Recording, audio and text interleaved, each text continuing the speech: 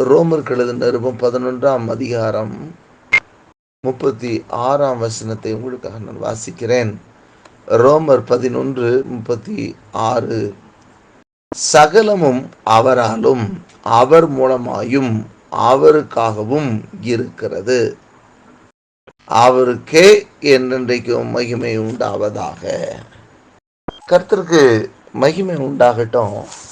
இங்கு இந்த ரோமருக்கு எழுதின இந்த நிருபத்தில் ஒரு அருமையான காரியத்தை இந்த அதிகாரத்தில் அவர் எழுதுகிறார். சகலமும் அவராலும் அவர் மூலமாயும் அவருக்காகவும் இருக்கிறது. இது ஏன் இருக்குது அப்படின்னு கேட்டீங்கன்னா, எல்லாமே அவருக்காக இருக்கிறது. எந்த ஒன்றும் அவருக்காக இருக்கிறது. அதனால தான் அங்க முதல்ல அதை ஆரம்பிக்கும் போது சொல்லார், சகலமும். சகலமும் என்று சொன்னாலே எல்லாமே எல்லாமே அவரால், அவர் மூலமாயும் அவருக்காகவும் இருக்கிறது. அப்ப சகலமும் அவர் மூலம், அவராலும் அப்படின்னா அவர் இல்லாம எதுவுமே இல்லை, அவர் இல்லாம எதுவுமே உண்டாக்கப்படலை. அப்போ வேதத்துல நம்ம பார்க்கும் பொழுது யோவான் எழுதின சுவிசேஷத்துல 1ஆம் அதிகாரத்துல நம்ம அதை பார்க்கிறோம். சகலமும் அவரை கொண்டும் சிருஷ்டிக்கப்பட்டது, உண்டானதொன்றும் அவர் அல்லாமல் உண்டாக்கப்படல அப்படின்னு சொல்லி 1ஆம் அதிகாரம் 3ஆம் வசனத்தை பார்க்கிறோம். சகலமும் அவர் மூலமாய் உண்டாயிற்று, உண்டானதொன்றும் அவராலே அல்லாமல் உண்டாகவில்லை. அப்ப எல்லாமே அவரால் தான் உண்டாக்கப்பட்டது. அவர் இல்லாம ஒன்றும் கூட உண்டாக்கப்படவில்லை. ஆகவேதான் யோவான் 1 நம்ம வாசிக்கிற, ஆதியிலே வார்த்தை இருந்தது, அந்த வார்த்தை தேவனிடத்தில் இருந்தது, அந்த வார்த்தை தேவனாய் இருந்தது என்று சொல்லி. அப்ப சகலமும் அவராலும், அப்ப அந்த வார்த்தையின் மூலமாக, அவர் மூலமாயும், அவரை கொண்டு, அவர் மூலமாகத்தான் ஒன்றையும் செய்ய முடியும். அவருக்காக. இந்த அதுக்கு இதுல ஒரே ஒரு சின்ன இது, அவருக்காக. அப்போ எல்லாமே அவருக்காக தான் என்று சொல்லி வேதம் சொல்லுது. அவருக்காகவும் இருக்கிறது. இன்றைக்கு நம்முடைய வாழ்க்கையில எதையும் அவர் செய்ய வல்லவர், எதையும் செய்ய வல்லவர். ஆகவே இயேசு கடைசியா சொல்லி போகும்போது சொல்லி போனார், வானத்திலும் பூமியிலும் சகலவற்றின் மேலும் எனக்கு அதிகாரம் கொடுக்கப்பட்டிருக்கிறது. எல்லாத்து மேலேயும் எனக்கு அதிகாரம் கொடுக்கப்பட்டிருக்கிறது.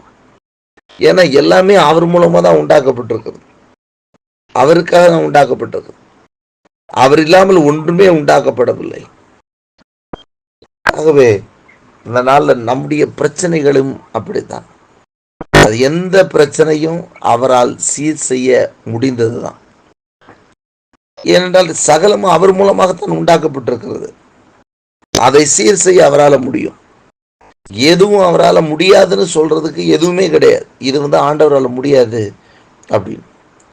ஆகவே ஏனென்றால் அந்த சூழ்நிலைகளை, அந்த காரியங்களை, ஒரு தேவையா இருக்கட்டும், அந்த தேவைகளையும் பூர்த்தி செய்ய அவர் வல்லவர். அவரால் முடியாது கிடையாது. சகலமும் அவர் மூலமா உண்டானதுனால அதையும் உண்டாக்க முடியும். ஆகவேதான் ஒரு ஜெபத்தை குறித்து இயேசு சொல்லிக் கொடுக்கும் பொழுது இப்படி சொல்லிக் கொடுப்பாரு, என் நாமத்தினாலே நீங்கள் எதை கேட்டாலும் பெற்றுக்கொள்வீர்கள் சொன்னவர். இந்த பூமியில எந்த ஒரு காரியத்தை குறித்து இருவர் ஒருமனப்பட்டிருந்தால் பரலோகத்தில் இருக்கிற பிதாவினால அது அவர்களுக்கு உண்டாகும் என்று சொல்லி சொல்லப்பட்டோம். அப்போ அந்த காரியங்கள் அவர்களுக்கு உண்டாகும் என்று சொன்னால் என்ன அர்த்தம்னா, இல்லாத ஒன்றை கூட அது நமக்கு உண்டாக்கி தர வல்லமை உள்ளதா இருக்கிறது. அப்போ ஆண்டுடைய நாமத்துக்கு மகிமை உண்டாகட்டும். ஏன்னா இங்க பைபிள்ல சொல்றப்பட்டிருக்கப்படி சகலமும் அவரால் தான், அவர் மூலமா தான், அவருக்காக தான்.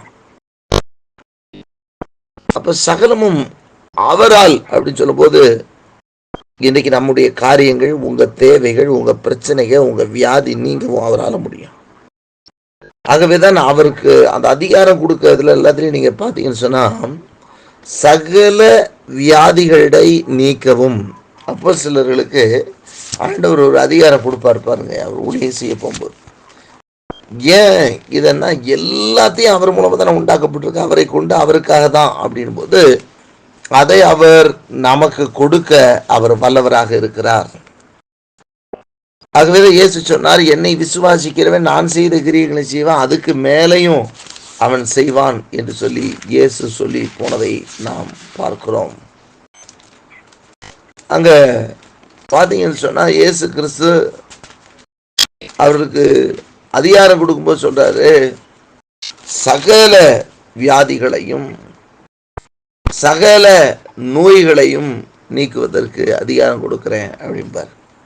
இப்ப சகல வியாதிகள், எல்லா வியாதியும் நீக்கிறதுக்கு, அப்ப சகல அப்படின்னு சொன்னாலே எந்த ஒன்றும் அவருடைய நாமத்திற்கு அடங்காதது இல்லை அப்படின்னு அர்த்தம். அவருடைய நாமத்தினால சகல வியாதியும் நீங்க சுகமாக்க முடியும் அப்படின்னு சொல்லி அப்போஸ்தலருக்கு ஒரு அதிகாரத்தை கொடுக்குறார். அதே இதுல அடுத்து சொல்றார், சகல நோய்களையும் சொல்றார். லூக்கா 10:19 சொல்லும்போது சகல வல்லமையும் மேற்கொள்ள உங்களுக்கு அதிகாரம் கொடுக்கிறேன்னு சொல்றார். அப்ப சகல மற்றின் மேலும் அதிகாரம் உடையவராக ஆண்டவர் இருக்கிறார். ஏனென்றால் சகலமுமே அவரால் உண்டாக்கப்பட்டது, அவரை கொண்டு உண்டாக்கப்பட்டது, அவரை கொண்டு அவருக்கென்று உண்டாக்கப்பட்டது. ஆகவே அவருக்கு அடங்காதது என்று ஒன்றுமில்லை, அவரால் கூடாதது என்று ஒன்றுமில்லை. அனைத்துமே அவரை கொண்டுதான் உண்டாக்கப்பட்டிருக்கிறது, அவருக்காக தான் உண்டாக்கப்பட்டிருக்கிறது. ஆகவே அனைத்தும் அவருக்கு கீழ்ப்படும். நீங்க வேதத்துல பார்த்தீங்கன்னா அங்க சொல்றாரு பாருங்க, லூக்கா எழுதின சுவிசேஷத்துல 10ஆம் அதிகாரத்துல, மத்தேயு 10ஆம் அதிகாரத்துல வாசிக்கும் போது அவர் சொல்றார், அங்க 10:1 சொல்றார், அப்பொழுது அவர் தம்முடைய 12 சீஷர்களையும் தம்மிடத்தில் வரவழைத்து அசுத்த ஆவிகளை துரத்தவும் சகல வியாதிகளையும் சகல நோய்களையும் நீக்கவும் அவர்களுக்கு அதிகாரம் கொடுத்தார். சகல வியாதிகள் சகல நோய்களை நீக்க அவர்களுக்கு அதிகாரம் கொடுத்தார். சகல அப்படின்னாலே அர்த்தம் என்னன்னா எல்லாமே உள்ள அடங்கிடும். அது எதுவா இருந்தாலும் சரி, நம்ம ஒரு குறிப்பிட்ட பவுண்டரி வச்சிருப்போம், இதுக்கு மேல அது ஆண்டவரால செய்ய முடியாது அப்படின்னு. அப்படி இல்லை, அவர் எதையும் செய்வார். அண்ட சராசரமும் அதில் உள்ளவைகளும் எல்லாமே அவரை கொண்டுதான் படைக்கப்பட்டிருக்கிறது. அதனுடைய பழுதுகளை நீக்க அவருக்கு தெரியும், அவரால் முடியாது ஒன்றுமே கிடையாது, அவருடைய நாமத்திற்கு அடங்கும். ஆகவே இன்றைக்கும் கூட நம்முடைய பிரச்சனைகள், இப்போ உங்களுக்கு இருக்கக்கூடிய பிரச்சனைகளை அவரால் மாற்ற முடியாது அப்படின்னு ஒன்றுமே கிடையாது. சகல பிரச்சனையும் அவருக்கு தெரியும்.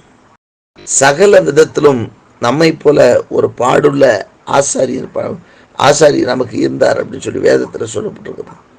எல்லா விதத்திலையும் அவர் நம்ம போல ஒரு பாடு உள்ளவராக இந்த பூமியில நமக்காக பாடுகளை பாட்டார். ஆகவேதான் வசனம் சொல்லுகிறது, அவர் தாமே பாடுபட்டு சோதிக்கப்பட்டபடினால பாடுபடுகிறவர்களுக்கு சோதிக்கப்படுகிறவர்களுக்கு அவர் உதவி செய்ய வல்லவராய் இருக்கிறார் என்று சொல். இன்றைக்கும் கூட உங்களுடைய பிரச்சனை எதுவாக இருந்தாலும் சரி, போராட்டங்கள் எதுவாக இருந்தாலும் சரி, நெருக்கங்கள் எதுவாக இருந்தாலும் சரி, இல்லாமைகள் எதுவாக இருந்தாலும் சரி, எதையும் செய்ய வல்லவர் அவர். சகலமுமே அவரால் தான் உண்டாக்கப்பட்டது. ஆகவே இல்லாதவைகளையும் இருக்கிறவைகளாக செய்ய அவரால் கூடும்.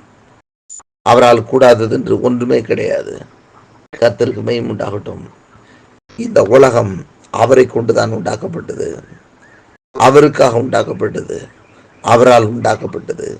ஆகவே இந்த உலகத்துக்குள்ள நம்முடைய தேவைகளையும் அவரால் நமக்கு பூர்த்தி செய்ய முடியும்.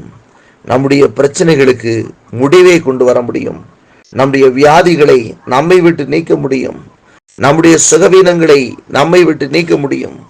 அவரால் கூடாததென்று ஒன்றுமில்லை, சகலமும் தேவனால் கூடும்.